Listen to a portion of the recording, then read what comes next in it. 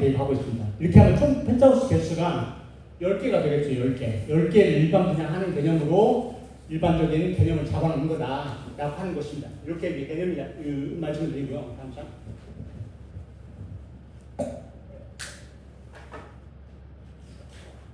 소음방지 대책에 대한 걸 말씀드리겠습니다. 여기 강추하는 이 강변북로를 저소음 포장하는 걸로 만들어놨어요. 소음이 높으니까. 그래서 소음이 높아서 저소음 하는데 이 저소음 포장을 만들면 나중에 입주하시고 난 뒤에도 30년 동안 공사를 계속 내셔야 돼요. 현실로 이런 문제가 있어서 지난번 사업성 인가할 때는 어차피 변경할 거니까 그냥 그걸 수용해서 진행을 했고요. 지금은 이제 그 부분을 없애줘야만 여러분 사업하시기에 유리할 것 같아서 여기 이 부분에 대해서 여기에 대해서 여기 이제 한강면이 이 강변북로 이 앞에 방음벽이 하나 있죠. 하나 있고 그 다음에 6m 길이 있죠. 그 안쪽에 방음벽을 설치할 걸로 계획을 잡았고요.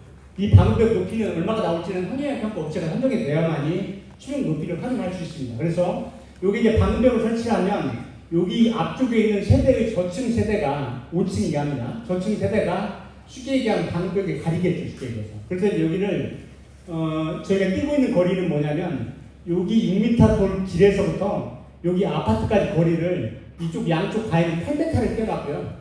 여기 가운데 아파트는 여기서부터 20m를 떼놨습니다. 그럼 그 앞에 나무를 심거나 뭐 조정 작업을 할 수 있겠죠. 그러면 이제 1층이나 저층에 대로 어떤 그런 환경적인 부분에서 나을 거고, 롯데건설이 여러분한테 제안 내용은 여기 1층을 피로티를 설치했어요. 피로티 높이가 6m입니다. 근데 1층은 아파트가 없습니다. 6m 높이로 떠 있고 그 뒤부터 아파트가 있다는 거예요. 그래서 그렇게 높이를 계산하면 큰 문제점이 없어 보이고요.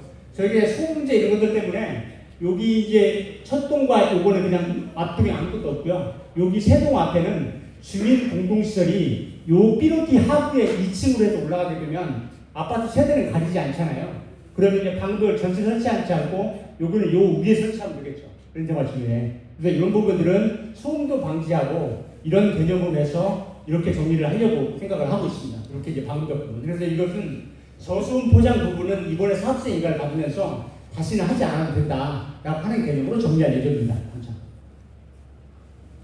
10일간 이제 그 비교를 해보면 이제 롯데건설이 제안했던 안에서 앞쪽에 방음벽을 위한 선을 유지를 해주면 뒤쪽으로 건물을 밀어야 되는데 밀게 되면 앞쪽이 20층이 가고 뒤에가 가면 세수가 일부 모자라게 되더라고요. 용적이 깎이니까 뒤에 층수가 낮아질 거잖아요. 전국 방향 때문에. 그래서 요 안보다는 이와 같은 방법으로 해서 요거 두 개는 20층, 요거 두 개는 20층, 세 개 동은 아까 말씀드린 대로 가운데는 47층, 요거는 36층, 이거는 34층으로 설계하는 것이 가장 타당하다고 사료돼서 이러한 안으로 조합 이사회에서는 논의가 됐습니다. 그래서 논의가 됐고 이것들이 이제 조합원들에게 공개를 해서 조합원들의 의견을 수렴하는 과정을 지금 말씀드리고 있는 거고요. 그 다음에 이제 여기 그 주민공동시설 이 부분은 아까 말씀드린 대로 한강변에 20층이 있어야 되는데 20층 이하가 있어야 되는데 요 세동이 없다고 하는 그 인허가청의 의견도 많이 있을 수 있다고 예상을 해요. 그래서 이 부분에 대한 것은 여러분 아파트 높이를 가리지 않는 한도 내에서 20층 정도 피로티 높이에다가 주민 공동시설을 놓으면 어떤 문제점들을 약간 보기에는 나을 것 같아요. 그래서 그와 같은 방법으로 진행할 예정이다 라고 하는 의견이 있습니다. 요게 이제 조감도입니다. 조감도인데 요 동은 20층, 요건 20층, 요거는 36층, 요건 34층, 이게 45층으로 설계가 되는 공명이 있어요. 그래서 이제 그 뒷장으로 한번 넘겨보세요. 반대로. 오케이. 가면 이제 이런 주종이 롯데건설이 이렇게 제안하는 이유가 뭐냐면 모든 아파트가 틈이 많든 적든 간에 한강을 100% 보자고 하는 게 컨셉이었고요. 지금 안도 보면 모든 세대가 전체다가 한강을 보시는 데는 문제가 없어 보입니다. 제가 보기에는. 그래서 이제 폭의 문제죠. 더 넓게 보냐 조금 보냐 이런 문제지 전체적으로 보면 앞쪽에 가린 것들이 없고 이렇게 되고 그 다음에 이제 여기가 아파트의 중앙 코아가 이렇게 6세대가 유지하게 되는데 여기 20층을 잘리고 나면 위에 코아의 손실 부분이 생기죠. 공용면적만 커지잖아요. 자를 수가 없으니까. 그런 부분들이 이렇게 통째로 올라가게 됨으로써 그런 공유면적 이런 부분들이 보다 효율적으로 설계될 수 있겠죠. 그래서 이제 롯데건설하고 한국교회에서도 고민하고 있던 안들이 이런 안을 추진해보자라고 하는 게 기본적인 개념입니다. 다음 장. 이건 출시도가 되겠고요. 이건 이제 저쪽 다른 방향에서 본 그 출시도가 되겠고요. 다음 장. 이거는 이제 저희 회사에서 자체적으로 만든 거고 현재 아파트는 디자인된 게 아니에요. 왜냐하면 환경영향평가업체, 교통영향평가업체 선정 중에 있기 때문에 선정이 되면 최종적인 안을 만들 예정이고요.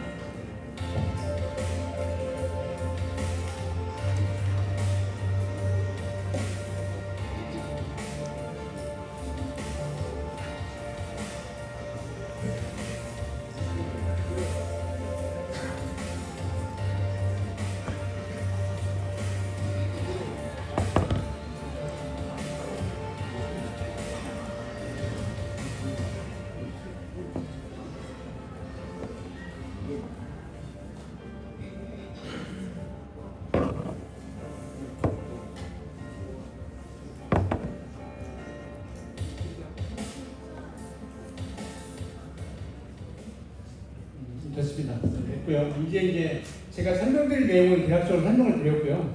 그 다음에 이제 그 다음 장 넘겨줘.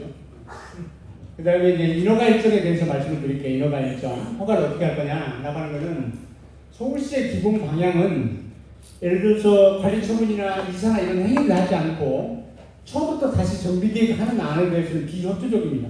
왜냐하면 결국 그렇게 하면 시간이 흘러서 공사비가 많이 높아질 거고 그에 따라서 민원이 또 가서 민원이 발생이 가능하니까 이사하고 철거하는 기간, 관리처분하는 기간을 최대한 그 기간 안에 인허가 절차를 단축시켜 줄 테니까 빨리 해봐라라고 하는 게 서울시 기본 방침이에요. 이게 뭐냐면 나중에 시간이 흘러서 공사비가 자꾸 올라가는 것을 방치하고 그런 민원을 일방하기 위해 그런 조치를 하고 있는데 지금 현재 이제 일정은 어떤 식으로 조합 지정되는 결정을 생각하고 있냐면 이 분양 시점을 이제 맞췄죠. 분양 시점이 맞췄으니까 그걸 기준으로 해서 관리처분 계획을 수립을 해서 관리처분 총회를 개최할 거잖아요.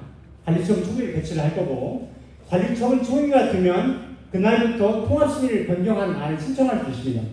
그래서 지금 현재 어떻게 되냐면 이 관리처분 총회 일을 하게 되면 관리처분 안건 자체를 미루 안건으로 올리고 두 번째 안건을 설계 변경 안건으로 올리면 되거든요. 그러니까 그렇게 하면 관리처분 인가가 나기 전에도 인허가를 진행할 수 있습니다. 지금 현재. 그래서 일정을 주관해서 여기 통합심의하는 과정이 관리처분 총회하기 전까지 관련 설계 동서를 대부분 통합심의 도면을 완성을 해서 관리처분 총회 때 같이 안건으로 올리려고 생각을 하고 있습니다.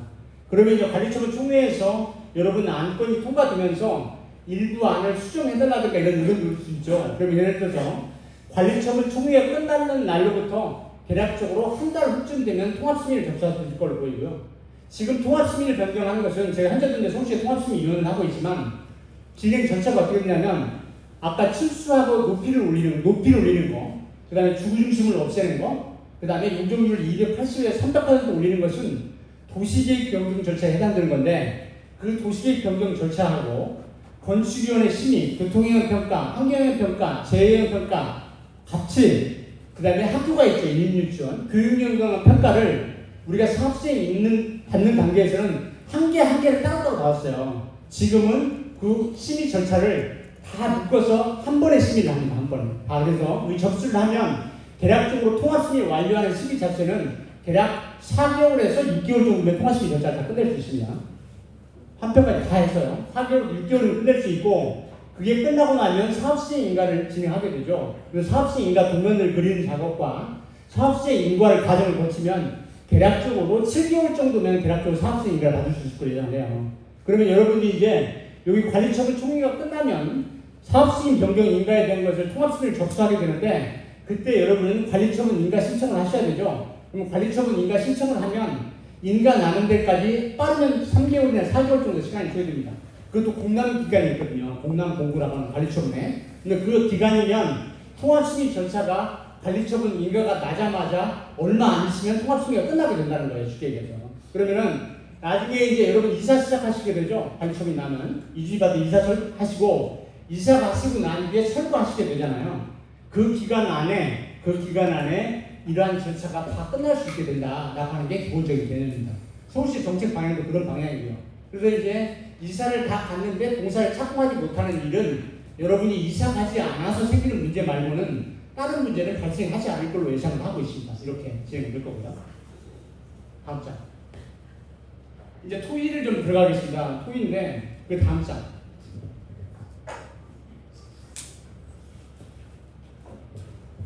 이게 이제 최초에 여러분 종종 가지고 있는 생각주세요. 왼쪽 게 14평짜리가 76세대, 28평, 31평 두 개 합쳐서 288세대, 38평, 41평이 190세대로 구성되어 있어서 총 554세대로 되어 있고요. 두 번째는 이제 사업시행 인가 받은 게 647세대로 받았고, 요거는 일반 분양 자체가 25평짜리가 25세대가 일반 분양하는 형태로 있었어요. 그것도 분양가 한 대를 지금 받지 않는 거죠. 지금은 용적률이 올라갔고 주구중심이 올라가면서 늘어났습니다. 좀 전에는 25세대밖에 일반 분양이 안 되지만 24평을 다 짓는다고 한다면 총 분양하는 한 세대수가 63세대를 분양할 수 있게 돼요.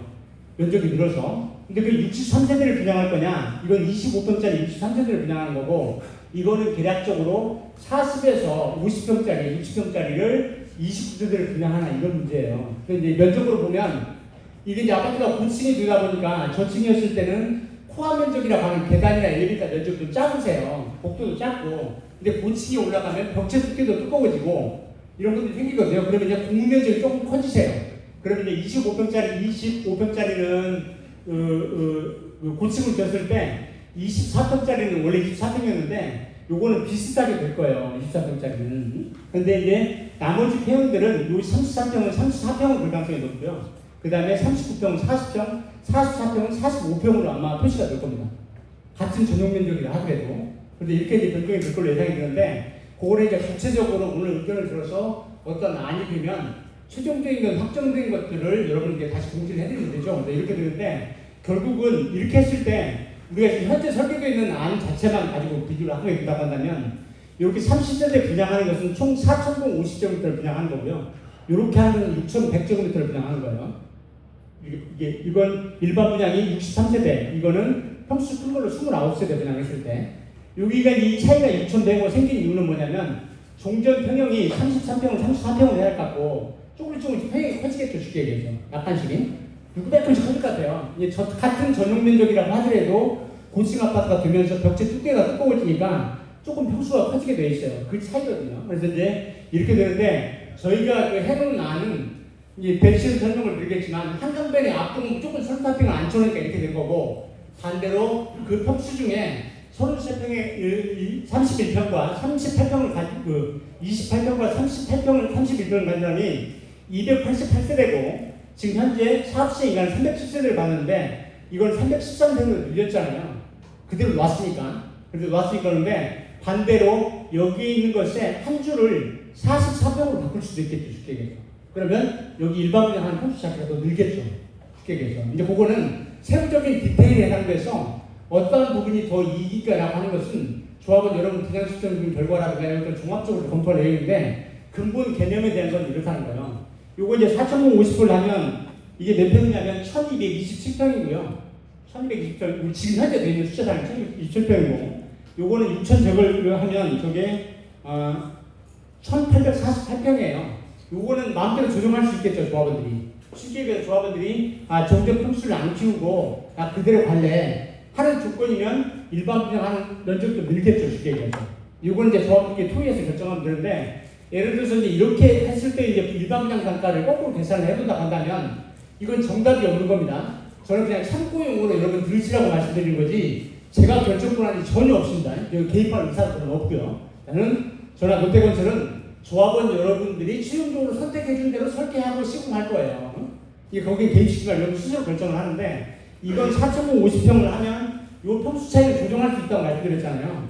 조정할 수 있는데, 이걸로 하게 됐을 때 1,227평인데 이거를 예를 들어서 1억 2천에 분양했다라고 하면 펜트하우스가 있으니까 10세대가 있으니까 그런 것들을 분양하게 되면 이게 1,472억이 되는 거고요. 여기 6,100평은 평수가 더 많은데 1,848평인데 이걸 평당 한 7천만 원 계산을 하면 1,193억이에요. 그럼 쉽게 얘기해서 이게 더 크겠죠, 쉽게 얘기해서. 근데 그 면적 수치나 금액에 관한 것은 제가 참고용으로 말씀드린 것일 뿐이지. 그래서 이제 결국은 펜트하우스가 아닌 동들은 여기가 이제 7천쯤 간다고 한다면, 그 분양가 상한제를 받지 않는다고 한다면 펜트하우스가 아니면 1억 정도 계산을 했고요. 개념을. 펜트하우스는 그보다 더 받아야겠죠, 쉽게 얘기해서. 거기는 전용 마당도 있을 거고, 복층용으로 돼 있고, 단독주택 같은 의미가 있고, 두세대를 같이 쓰니까. 근데 그걸 감안하면 여기 있는 평수는 예를 들어 1억 5천을 계산한다 하더라도 제가 말씀드린 평균 1억 2천 정도에 근접하겠죠, 쉽게 얘기해서. 그렇게 돼도 이런 면적 차이였을 때도 29세대 분양하는 게 현행 법령입니다. 일반 분양가에서 하자 없어지면 완전히 달라지는 거죠. 그래서 이제 지금 현행 타겟에서는 이렇게 되더라라고 하는 것을 한번 말씀을 드리고요. 참고로 이렇게 말씀을 드리고, 이제 이렇게 가는 것들 전제는 뭐냐면 지금 과거에 사업세 인가 받은 것들 자체가 펜트하우스가 2동밖에 없었어요. 2동.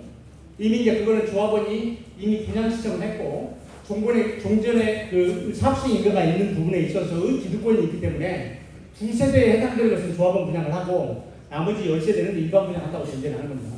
그래서 이제 조합에서 이거는 이제 오늘은 제가 이제 사례를 보고 있으니까 설명회가 그냥 있는 대로 다 말씀드릴게요. 조합에서는 조합 변호사한테 거꾸로 펜트하우스를 우리가 2개밖에 없던 것을 10개로 지어서 2개는 조합원 분양을 하고, 나머지 8개는 일반 분양하도록 관리처분 총회에서 정해버리는 게 이 법이냐를 변호사한테 질의를 했어요. 근데 변호사는 이 법이 아니다. 재건축조합은 전체의 결의에 따라서 하는 것이지 그걸 강제하지 않는다는 공문을 받았어요. 변호사부터. 그렇게 해서 이제 기본 개념은 이런 개념이 성립이 되어 있는 거죠.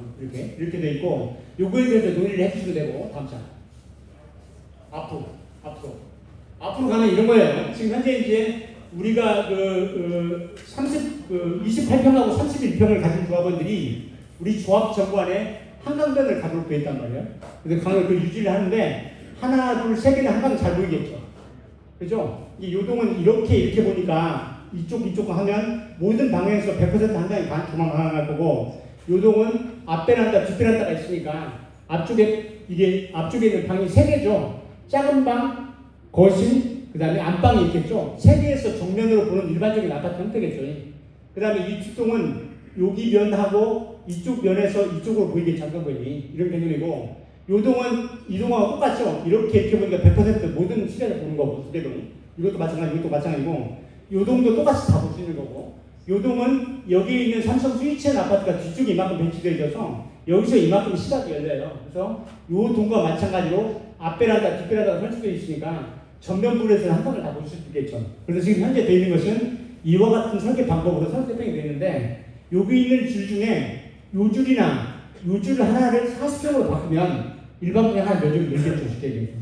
세수는 똑같으니까 29세 분양하니까. 이런 것들에 대한 것들은 세부적으로 논의를 해주시면 될 것 같고 두 번째 이제 저기가 40몇 평짜리가 분양되는 것은 뭐냐면 여러분이 어쨌든 일반 분양 할 수 있는 평수 자체가 점점 많이 늘었잖아요. 전에는 29평짜리 29세대였는데 지금은 50평짜리 29세대 분양할 수도 있고 25평짜리 65세대를 분양할 수 있는 방법도 채택할 수 있잖아요. 여러분이. 그럼 결국 분양 평수는 늘은 거예요. 배로. 점점 더 배로 늘었기 때문에 배로 늘리는 방법 중에 40평짜리 이상을 일반 분양하는 게 여러분들의 수익이 더 큰 겁니다.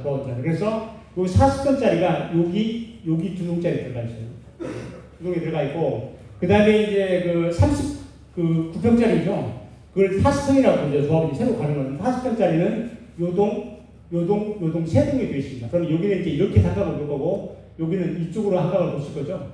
요동은 여기서 이렇게 한강을 보실 거고요. 그죠?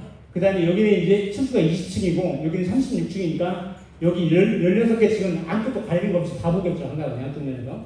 이런 것들에 대한 것들이 계획되려면 현재 설계를 하는 거예요. 그래서 요거에 대한 내용들을 가지고 두 가지 것을 가지고 자유롭게 얘기하셔도 됩니다. 나는 40평 갖고 있는데 지금보다 더 좋은 자리 해달라고 요구할 수도 있는 거고요.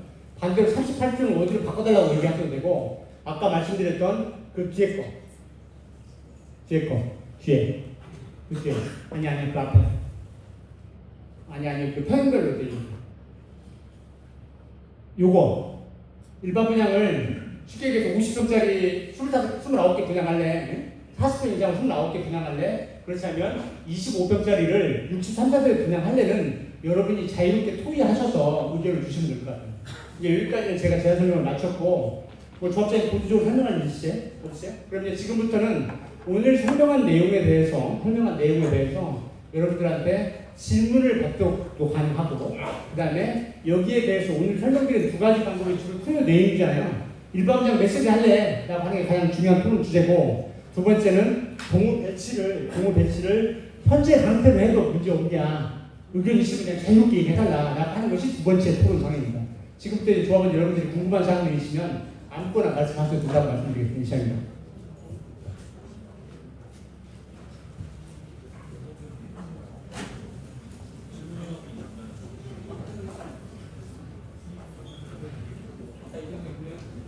앞장, 다음 장.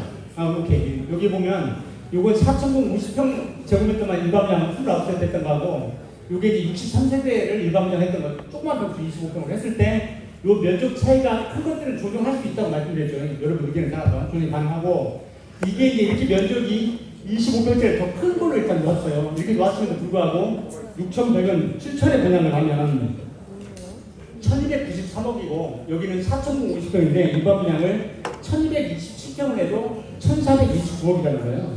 72억이라는 거죠. 그럼 두 금액 차이도 한 200억 차이 나죠. 근데 이거는 이제 조합은 펜을 좀 키운 거잖아요. 양은 똑같이 25평짜리를 50평으로 만들어 29세에 분양할 수 있겠죠. 그럼 같은 면적이 되겠죠. 그렇게 되면 수익금 또 차이가 나겠죠. 근데 이런 부분들에 대한 것은 아까 배치도에서 추가 설명을 드렸어요. 다음 장에 좀 앞장. 배치도에서도 이제 요동 중에 하나를 요동하고 요동 중에 하나를 40평으로 바꾸면 분양 평수가 늘겠죠. 일반 분양 평수가. 대신 그거 빼고도 이거나 이거 둘 중에 하나를 빼고도 33평의 아파트는 33평 아파트가 283세대거든요 현재. 근데 이게 이제 313세대고 저층 삐뚤도 있죠. 1층이 없는 아파트가 없는 삐뚤가 돼 있고 그다음 최상층은 복층형 아파트로 되어 있기 때문에 요거나 17세대예요 한 줄이. 그래서 한 줄은 이쪽으로 빼서 314세대 걸 빼도 288세대보다는 조합원 수보다는 많으니까 33평짜리는 완벽하게 한강을 다 보실 수 있겠죠. 근데 그런 부분들은 세부적인 디테일에 해당되니까 그 두 가지 걸 다 참고하셔서 의견을 주시면 된다는 말씀입니다. 혹시 진행하는 분 없으세요? 혹시? 마이크 조합원 갖다 드리기 같이 토마스. 알겠습니다.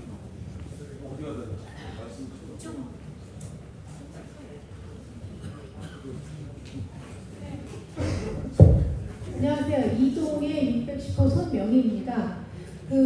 워낙에 여기 판호가 한강변 전면 배치가 되는 것들이 민감한 사항이라서 특히 악동분들이 그런 거라고 알고 있는데 특히 저는 D동이나 F동 모르겠지만 적어도 이동에 저희 10호 라인인가 9호 라인부터 어느 정도까지는 종료 평가할 때 평수와 지분과 그 다음에 한강뷰 보는 것들을 다 계산해서 반영이 된다고 저는 그렇게 알고 있거든요. 근데 지금 여기 배치되는 거 보면 일단은 40평대, 39평대가 한강이 보이나 안 보이나의 문제가 아니라 어떤 식으로 보여지는지 그게 180도인지 90도인지 어떤 건지 전혀 알 수가 없어요. 보통 일반적으로 재건축에서는 일단은 조합 정관에서는 악동을 전면 배치한다 다 인정하는데 어찌됐든 간에 그 뒷동에 있는 한강뷰를 보고 있는 그분들도 그 호수도 해당되는데 꽤 많거든요. 그게 어떻게 진행된 저걸로는 저희들이 일반인으로서 볼 수가 없어요. 그걸 좀 알려주시고 두 번째로는 아까 말씀하신 대로 여기서 그럼 논의를 해서 결정을 합니까? 예를 들어서 아까 보니까 얼터너티브 1이라는 게 그래도 대형 평수를 하는 게 조합원들이 좀 더 분양을 통한 이익을 극대화하는 것 같이 보이나 여기서 결정되는 겁니까? 아니면 추후에 결정되는 겁니까? 두 가지입니다. 우선 이제 한강 보는 것에 대해서 말씀을 드릴게요. 뭐냐면 이제 아까 33평은 한강 어떻게 본다고 말씀드렸죠? 33평은 한강 전체입니다. 양면으로 다 보인다고 말씀을 드렸고 요동하는 이쪽 남쪽에서 보이고 북쪽에서는 안 보이는 거죠. 앞뒤 베란다는 데니까 이렇게 돼 있고 그 다음에 이제 여기 38평짜리 8평인가 종류를 가지신 조합원들 주로 이제 가신 40평짜리는 어떻게 보냐면 요게 거실하고 안쪽에 안방이 있겠죠. 전면에 이렇게 요 전면에서 이렇게 보인다고 보는 겁니다. 요 한강도 거실하고 안방에서 이렇게 보이는 거고요. 40평짜리도 마찬가지 안방하고 거실에서 보이는 거고 안방에서 거실에서 보이는 거고 25평짜리는 여기 이게 이면 이렇게 꺾어져 있는데 여기서는 여기 안방하고 거실에서 보이시는 거고 요것도 안방하고 거실에서 보이는 거고 여기도 안방에서 거실 여기도 안방에서 거실로 이렇게 보도록 있습니다. 이렇게. 그 다음에 이제 이동에 아까 말씀드렸던 지금 안을 확정하느냐 이 문제는 오늘 확정하지 않고 오늘은 의견 수렴을 충분히 해서 더 좋은 안이 있으면 좋은 의견을 주시면 더 정리해보도록 하고요.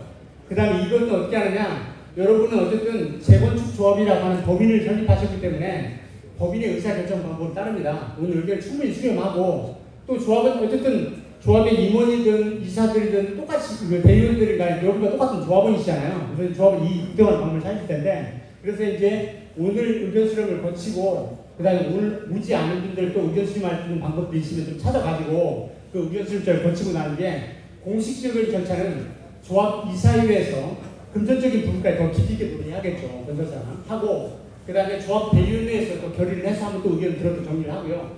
그게 끝나고 나면 조합은 총회 안건도 붙여서 조합은 여러분들이 최종적으로 결정해 주시면 그 방법대로 따라가는 거거든요. 여기 아까 몇 대 드렸어요?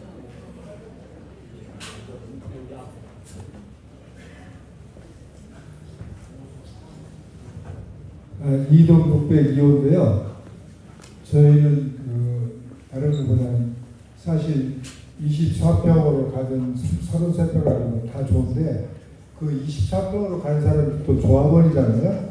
근데 지금 저 배치상으로 보면 일반 분양을 할 그 동수하고 어디로 일반 분양을 할 건가, 그 다음에 조합원 위치는 어디로 갈 건가에 따라서 상당히 이 불편함이 존재하거든요.